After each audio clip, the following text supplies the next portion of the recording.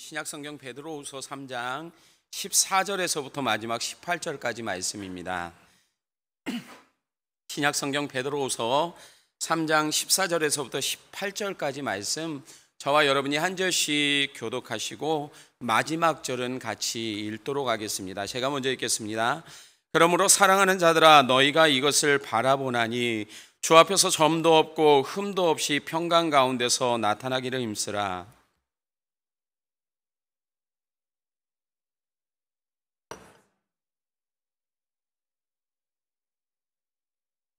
또 그 모든 편지에도 이러한 일에 관하여 말하였으되 그 중에 알기 어려운 것이 더러 있으니 무식한 자들과 굳세지 못한 자들이 다른 성경과 같이 그것도 억지로 풀다가 스스로 멸망에 이르느니라. 너희가 이것을 미리 알았은즉 무법한 자들의 미혹에 이끌려 너희가 굳센 데서 떨어질까 삼가라. 같이 읽겠습니다. 오직 우리 주 곧 구주 예수 그리스도의 은혜와 그를 아는 지식에서 자라가라. 영광이 이제와 영원한 날까지 그에게 있을지어다. 아멘. 오늘 이 말씀을 통하여서 성장하는 삶이라는 제목으로 함께 은혜를 나누기를 원합니다. 우리는 무엇인가 관심이 생기게 되면 그것에 대한 많은 애정을 쏟게 됩니다. 필요한 장비를 산다든지 필요한 도구를 준비해서 지나칠 정도로 현재 자신의 관심 분야에 애정과 사랑을 쏟아붓게 됩니다. 예전에 아는 분 중에 난이라고 하는 식물을 키우는 분을 알게 되었습니다. 키워보신 분들은 아시겠지만 난이라고 하는 식물은 다른 식물보다도 키우기가 매우 까다롭습니다. 제가 보기에는 잘 자라고 있지 않는 것처럼 보이는데도 날마다 잎을 정성껏 닦아주고 가위로 잎을 잘라주는 등 온갖 정성을 쏟는 모습을 보았습니다. 그만큼 애정이 있다라고 하는 뜻이겠죠. 그런데 애정이 식어버리면 어떨까요? 더 이상 관심을 갖지 않게 됩니다.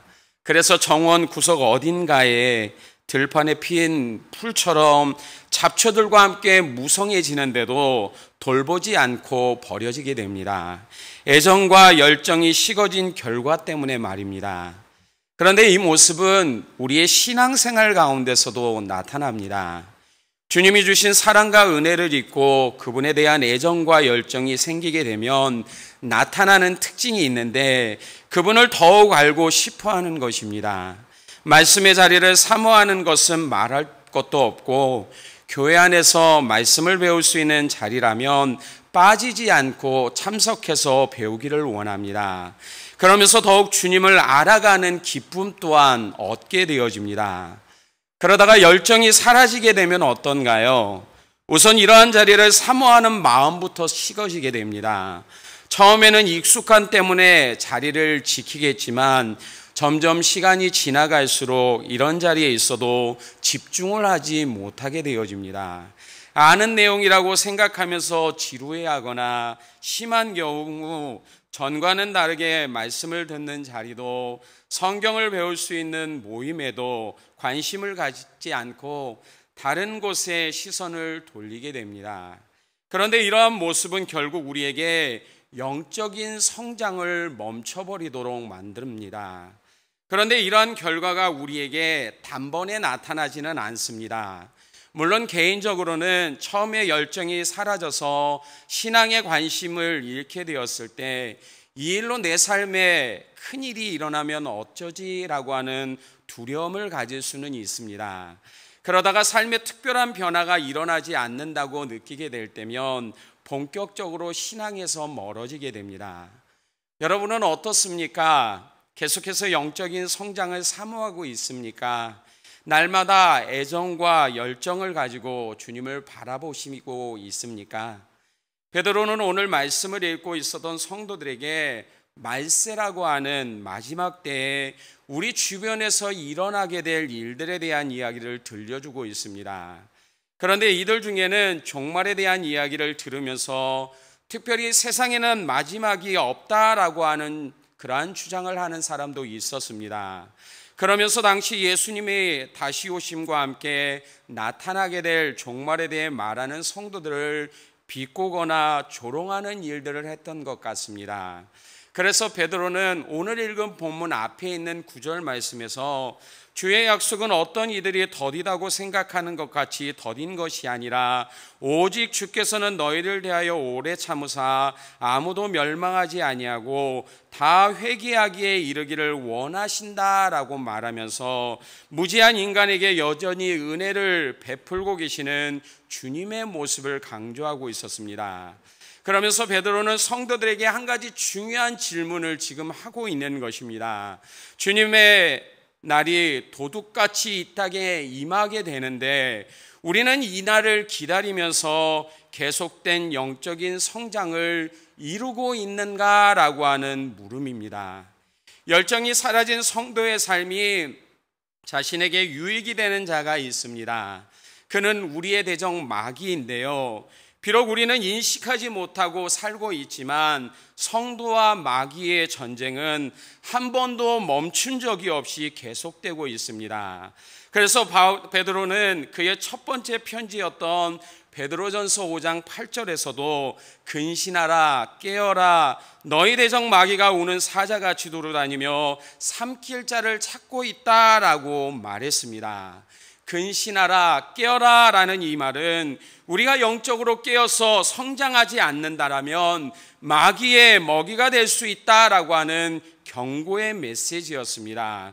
그리고 누구도 예외가 될 수 없음을 지금 말하고 있는 것입니다. 마태복음 4장을 보면 마귀가 인간을 구원하기 위해 이 땅에 오셨던 예수님을 시험하는 장면이 나옵니다. 마귀는 하나님을 대적하다가 저주를 받고 타락했습니다. 그런데도 인간의 몸을 입고 오신 하나님의 아들 예수님을 또다시 시험하고 있었습니다. 이 사건이 우리에게 주는 교훈이 무엇일까요? 보통은 예수님이 마귀의 시험을 이기셨다라는 사실에 초점을 둡니다. 그러나 이것은 당연한 결과였습니다. 마귀는 하나님과 싸워서 절대로 이길 수 없는 존재이기 때문입니다. 그렇다면 이 말씀은 우리에게 특별한 것입니다. 그 이유는 바로 마귀가 우리를 자신의 먹잇감으로 여기고 있기 때문입니다. 그래서 예수님은 마태복음 14장 47절에서 제자들을 향해 시험에 들지 않게 깨어 기도하라 라고 하는 말씀을 하셨던 겁니다. 그래서 예수님을 통해 이 말씀을 들었던 베드로도 지금 우리에게 마지막 때에 세상이 주는 방해와 함께 사람들 사이에 나타나게 될 현상이 무엇인지를 지금 말하고 있는 것입니다. 이러한 세상의 도전과 이 안에서 믿음을 지키기 위해 삶에 대한 바른 인식을 가지게 될 때 우리는 주님이 다시 오실 때까지 끊임없이 성장해야 된다라고 하는 이 사실을 깨닫게 된다라는 것을 지금 말하고 있는 것입니다. 자, 그렇다면 세상이 주는 방해와 사람들 안에 나타나는 현상이 무엇일까요? 첫 번째, 세상은 하나님과 정반대의 길을 가고 있습니다. 이 모습은 현재에만 일어나고 있는 일이 아닙니다. 이미 하나님의 명령에 순종하지 않고 범죄했던 아담으로부터 시작되었습니다. 그리고 그의 자손들을 통해 오늘에 이르기까지 온 세상 가운데 나타나고 있는 현상입니다. 베드로는 당시 교회 안에서 그리고 사람들에게 나타났던 모습을 이미 앞에 있는 2장에서 밝히고 있었습니다. 특별히 이들을 가리켜서 이성 없는 짐승과 같다라는 말을 그는 사용했습니다. 그들이 보여주는 이성이 없는 짐승과 같은 행동이 무엇이었는지를 베드로서 2장 18절에서 말하고 있는데 그 말씀을 읽어보면 그들이 허탄한 자랑의 말을 토하며 그릇되게 행하는 사람들에게서 겨우 피한 자들을 음란으로서 육체의 정욕 중에서 유혹하고 있었던 것이었습니다. 이들이 보여주는 모습에서는 집요함과 끈질김이 담겨져 있음을 보게 됩니다. 허무맹랑한 말로 사람들의 관심을 끌려고 했습니다. 그러면서 이 안에 속하지 않는 사람들을 내버려 두지 않고 또다시 유혹해서 음란함에 빠지도록 만들었다라고 지금 말하고 있는 것입니다. 보통 우리 시대는 이렇게 행동하는 사람들을 가리켜서 사기꾼이라고 부릅니다. 그리고 이러한 일을 행하는 자들은 자신이 얻고자 하는 유익을 위해 사람들의 마음을 흔들 만한 말이나 행동을 합니다. 자신의 성공담을 과장되게 알리면서 유혹함으로 자신의 계획에 동참시킵니다. 그리고는 치명적인 손해를 입힙니다. 그런데 이것은 마귀가 행했던 유혹의 본질이었습니다.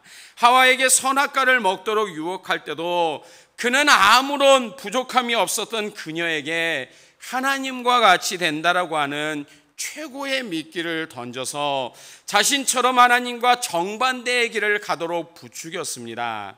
결국 아담과 하와는 지금까지 걸어왔던 하나님을 경배하는 삶을 버리고 이것과는 정반대의 길인 하나님과 원수가 되는 길을 선택했습니다.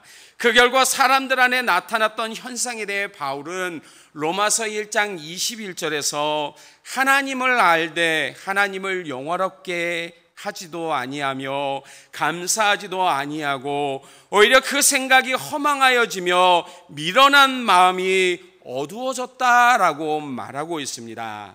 그런데 베드로는 오늘 보면 14절에서 성도들에게 이러한 당부의 말을 전하고 있습니다. 그러므로 사랑하는 자들아 너희가 이것을 바라보나니 주 앞에서 점도 없고 흠도 없이 평강 가운데서 나타나기를 힘쓰라. 주 앞에서 점도 없고 흠도 없이 평강 가운데 나타나기를 힘쓰라. 이것은 성도들을 향한 베드로의 당부의 말이었지만 동시에 이 편지를 읽고 있었던 성도들 모두가 이것을 바라보고 있었습니다. 이 말은 점도 없고 흠도 없는 자로 나타나게 되기를 기대하고 있었던 것이 지금 성도들이 보여주는 모습이었다라는 겁니다. 그렇습니다. 성도는 주님 앞에서 점도 없고 흠도 없는 자로 나타나기를 소망하는 자들입니다. 아멘. 우리가 의로운 자라서요, 선하고 정결한 자라서요, 그래서 이러한 삶을 갈망하는 것입니까? 아닙니다. 우리 모두는 하나님 앞에서 죄인입니다. 그런데 죽을 수밖에 없었던 우리를 예수님의 보혈의 피로 정결케 하시고 그뿐만이 아니라 의롭다 칭하시고 자녀로 삼아 주셨습니다.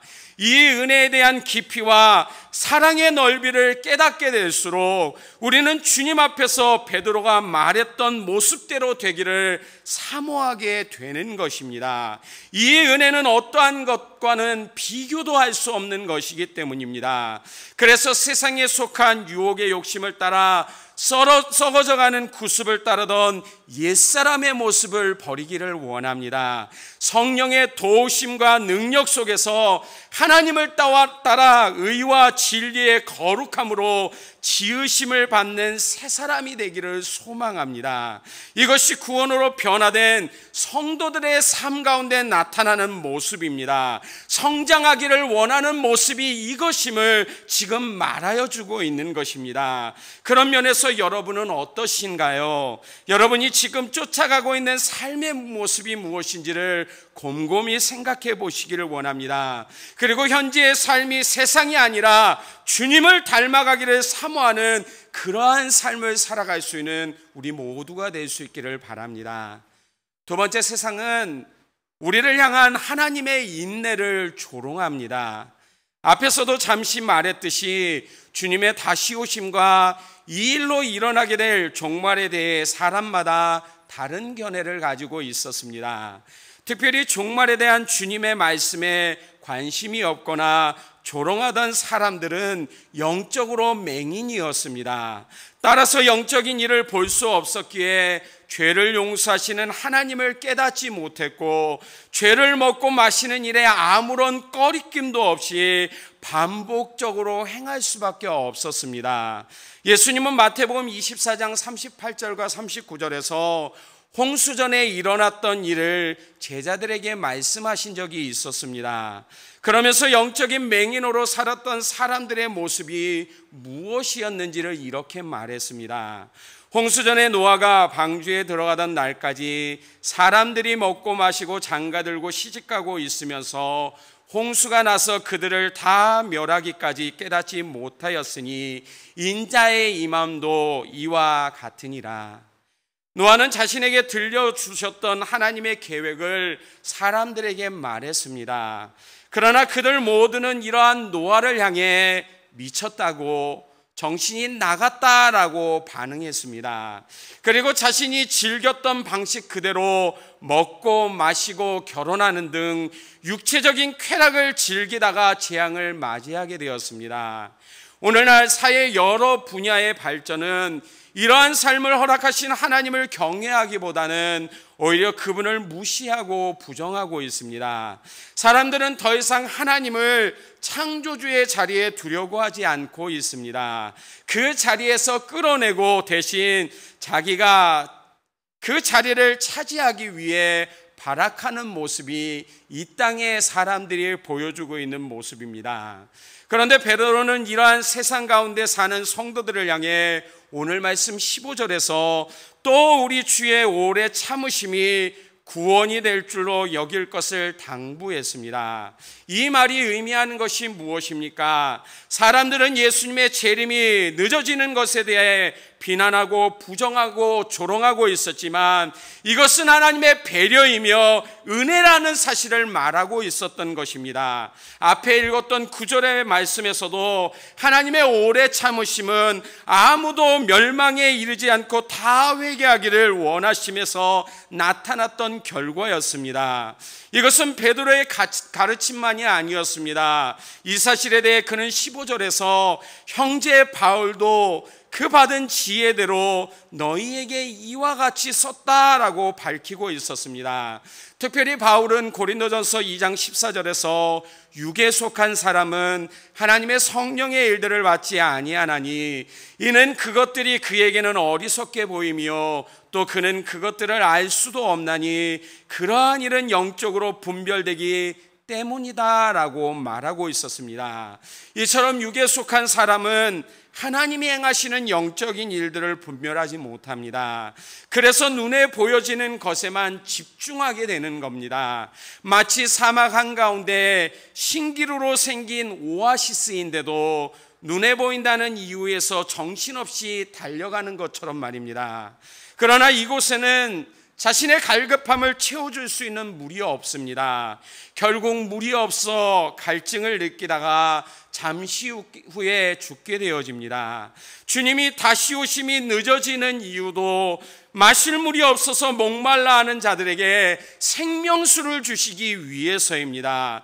이 물을 마시고 영원히 목마르지 않게 하시기 위해서 하나님이 인내하시는데도 무지해서 육신에만 속해 있어서 분별하지 못한 채 멸망의 길을 걸어가고 있는 것이 이 세상이 보여주고 있는 모습이라는 사실입니다. 주 안에 사랑하는 성도 여러분, 지금 우리의 모습은 어떻습니까? 지금은 우리를 위해 인내하고 계시지만 때가 되어 예수님이 이 땅에 다시 오실 때 모든 사람들에게 더 이상 기회는 주어지지 않게 되어집니다. 오직 심판 외에는 없습니다. 그렇다면 우리는 믿음 안에서 영적으로 더욱더 성장해야만 합니다. 그 속에서 은혜를 베푸시고 인도하시는 하나님을 더욱 깊이 경험할 수 있어야만 합니다. 그분만이 유일한 생명이시며 소망이심을 말씀을 읽고 묵상할 때마다 그 가운데서 더욱 깊이 깨닫고 알아가는 이러한 삶의 모습이 우리 가운데 있어야만 합니다. 그럴 때 세상을 닮아가는 인생이 아니라 주님과 동행하기를 원하는 삶을 살게 되어집니다. 그분의 인내가 나를 향한 무한한 사랑의 증거이며 역사임을 깨닫게 되어지고 더욱더 주님을 바라볼 수 있는 그러한 삶을 살아갈 수 있게 되어짐을 말하고 있는 것입니다.